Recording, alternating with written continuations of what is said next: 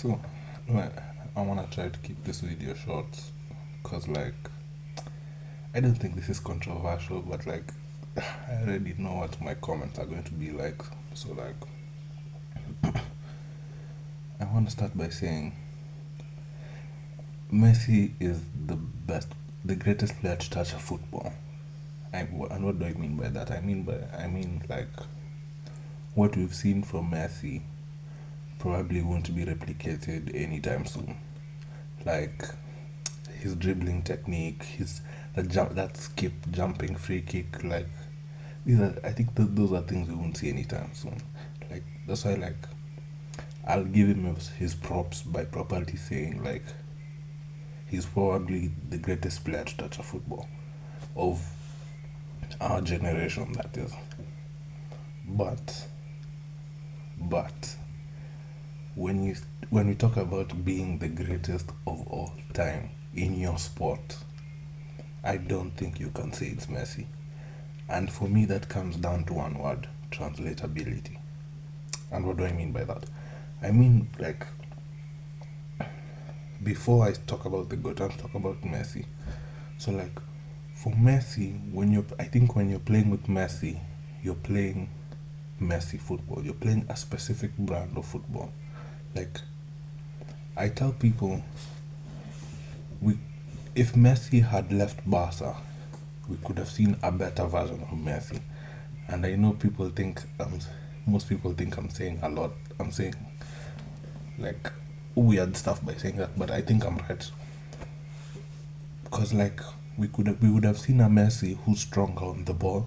We would have seen a Messi who knows how to head the ball, or who's physically, capable. Hazard style. Not like I'm not saying that he'll bulk up or something. I'm just saying he'll be physically stronger on the ball, and I think he'd have been forced to have a work rate. So he'd have had more power to what he has right now.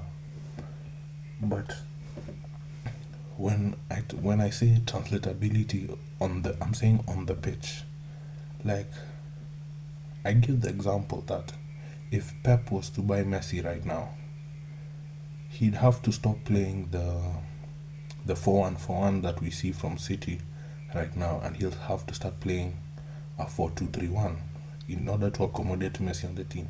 Meaning he'll have to get an extra defensive midfielder, even though you already have the best defensive midfielder in the world. You see, that's the cost of having Messi to your team.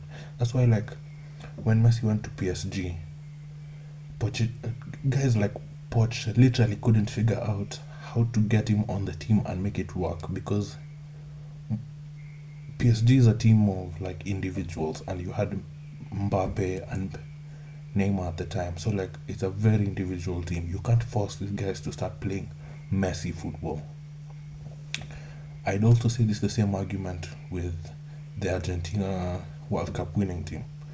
I'm not going into conspiracy theories, but if you see how the team was playing, the team was playing for Messi, and it was playing Messi football.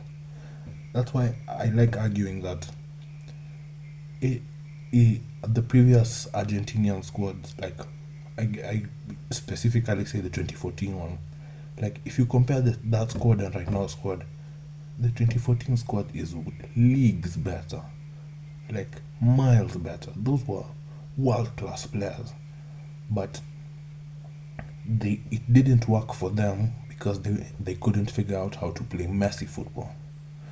The best example of a player who can't play Messi football is Dybala. That's why Dybala doesn't get picked a lot for the Argentina national team, because no one can figure out how to play Dybala and Messi on the same pitch and make it work. Because when Messi is there, you have to play Messi football. There is no other way to play football when he's there. And that's what I mean by translatability. When I talk about Cristiano, I'm saying when any team buys Cristiano, you know what you're getting. You don't need extra stuff. It's only very minor adjustments you need to make your team better, or for it to suit Cristiano. But when you buy Messi, I probably like I usually give the example of like a team with money, some a team like Nottingham Forest. If Nottingham Forest was to buy Messi, they'll need another world class midfielder and probably a world class defensive midfielder for the team to work, just for the team to work. You get that's what I mean by translatability. But if Nottingham Forest right now was to buy Cristiano, they just plug him there in front with with Wood and it would work. You see, it's like it's not a lot. That's what I mean by translatability. And for me, why I put Cristiano as the goat, like people like I don't think people understand how good Cristiano was in his prime. Like people think Real Madrid Cristiano is like prime Cristiano. For me, that's not true. For me, prime Cristiano was Cristiano under Ferguson. That's like the like people don't understand what people mean when they say he was a demon midfielder. Like this guy on his first season in the Premier League was doing outrageous things while having to deal with the pressure of coming to a new league, having the most demanding team of teammates, and you being a complete foreigner and you're still performing at the highest level, and not even at the highest level, like more than anyone should be doing. This guy was taking free kicks from the middle of the pitch. Like that's the kind of power he brought.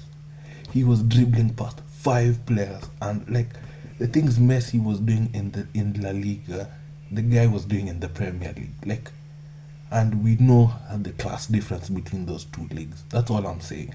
That's all I'm trying to emphasize. And if you talk about career longevity, I mean, look, Cristiano could replicate what he's doing in any team. He went to Juventus, he did it. He does it for the Portugal national team. He did it for Real Madrid. He did it for Manu. Like, what more could you ask for? And this also is an argument against Messi because when Messi has been at the same team for more than 10 years, they're playing towards you. You're the main man. You even supposedly have a hand in the transfers. Like, how aren't you going to play well and succeed? Uh, okay, another argument against this. Like, for me, I find it funny how people. Okay, like, I found like a ratio of 1 to 1 of people who think Messi is the GOAT and people who think Salah is world class. For me, those are people who don't understand football on a deeper level. Because Sa- uh, Salah isn't world class. He's a world class finisher, but he's not a world class footballer. The most recent world class footballer to grace Liverpool was Mane, and that's not even an argument I should be having with anyone. Because the the season that should prove that to you is when the season when they tied for the Golden Boot Salah, Mane, and Aubameyang. Because if you watch that Liverpool team play, Salah wasn't being asked to track back. It's the same thing he's being asked to do right now. He's being asked to stay forward and lead the counter attack and just finish. That's all he's being asked to do. But when you watch Mane play, Mane was still defending. He was still creating on his own. He was providing assists and scoring goals. Like that's an added facet to the game rather than just finishing. That's the difference between a world class player and a world class finisher. A world class player can create from nothing. As in the team is just a bonus to a world class player.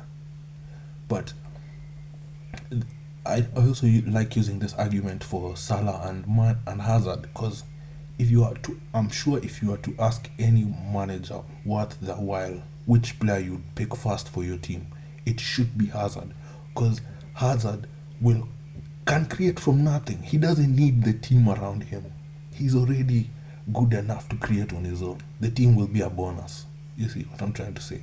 Salah has been good because I've watched him get a coach who knows how to get the best of him in Klopp. And now that Slot has him, he's already seen the templates. He already knows what to do. So like it's not that hard. But when you watch Salah in his previous teams, there's a reason why he sucked. I watched Salah at Fiorentina, Chelsea, Roma. He wasn't even anywhere close to the levels he was at now, because he wasn't world class. Like he hadn't found a coach to get the best out of him. And we're talking, and when we go back to the argument with Messi, Messi had Pep for the longest time. You've had the greatest coach in the world teach you football, teach you to play your style of football and emphasize it to the people around you to an extent that it became a literal philosophy of tiki taka football. That's Messi football. For me, Messi football is tiki taka football. Like that one touch, fast paced football of possession. That is Messi football. That's how Messi wants to play the game. So like for me, Messi is a one of a kind player. Like we'll never see a player like Messi again. That's why like I think even kids understand this instinctively. You'll never hear a kid say I want to become Messi, because I think even them deep down understand that's a unique talent that was there was talent there, but it was nurtured to perfection. It's a polished diamond. You get? So like for me, when I compare the two goats for football, I like using this argument for my nerds. So like if a Messi would be like the greatest katana you could ever create. Like that's Messi. Like the sword, it is brilliance in itself. Plus, it has a sharp edge, a dull edge to block, and it does its work to perfection. So like a katana is only as good as the swordsman who's holding it. That's what I'm saying. But for when I look at Cristiano is like Guts' great sword. Like from the sword in itself is like an entity, because like it's heavy, it's double bladed. So like the sword is heavy in terms of it can block a shield, and in terms of Cristiano, I'm saying the guy has physical power. He can head the ball. He can jump. He has speed. Like that's what I'm saying. Like physical attributes. Then he doesn't have a dull side. So like he can block. You can block. You can use the blade to block from any edge. You get like, and then the sword in itself is strong enough to do damage even in the hands of a weakling. It doesn't need specifications of being a master in order to wield. You get? Because a katana isn't going to be as effective in the hands of a, like if you give a medium swordsman, like you take like a mid swordsman and you give him a katana and a great sword, he's more likely to do more damage with the great sword than the katana, just from the simple fact that he's not good with the katana, and a katana needs specifics in order to be able to wield it. Like for me, that's the difference.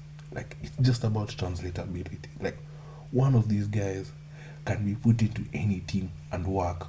One of these guys needs a okay, it's not that he needs a good team, but like he works at his best when the team is at its best. That's what I'm trying to say. Like for me, that's why like Cristiano is Mr. Champions League. When you need him the most, he'll always be there. Always. It doesn't depend. The team is circumspect to him. Like he'll make sure he'll make a performance. I usually give this example of the Juventus Atletico game for like my argument of Cristiano being the GOAT. Like that first goal, when I usually tell people if Juan Fran hadn't jumped, Cristiano would have split him in half. Because Cristiano was getting that ball regardless of whoever was there, whether it was Oblak, whether it was Van Dijk, whoever, he was going to get that ball because that he had made that decision as the GOAT and he knew his ability. He could jump, he could get the power behind it, and he knew where to put the ball. That's, for me, like, you're being, a GOAT is decisive and he's for everyone. Like, he's not for a specific occasion. He's not for, like, he's not for, like, he's not specific. He's a jack of all trades. That's what I mean by like a goat. Like for me, okay, even when like people talk about, if I could translate this example to like even basketball, when people talk about MJ and LeBron, for me the goat is LeBron because like he can do everything. He's a jack of all trades to the sport. He's the goat to the sport because it doesn't matter if he was in this team or that team or whichever team he was in, he was always going to shine because he's the greatest of the sport. Whatever he's doing, he was the best at it. Like people, like people just need to watch Cristiano at Manchester United because this guy was being asked to do everything. He was a free kick taker. He was a set, like, oh my god, he had power, like he could score with both feet, he could head the ball. He was a winger competing with strikers for goal stats. Like people don't understand how outrageous that is. And Messi has been a striker all his life. Cristiano in his prime was a midfielder, a wide midfielder. He would always need to track back with his fullback. He was being asked to create from farther back than Messi was ever going to even reach on the pitch. Like, for me, that's why he's the GOAT. It's just about that simple word of translatability. That's all I'm trying to say.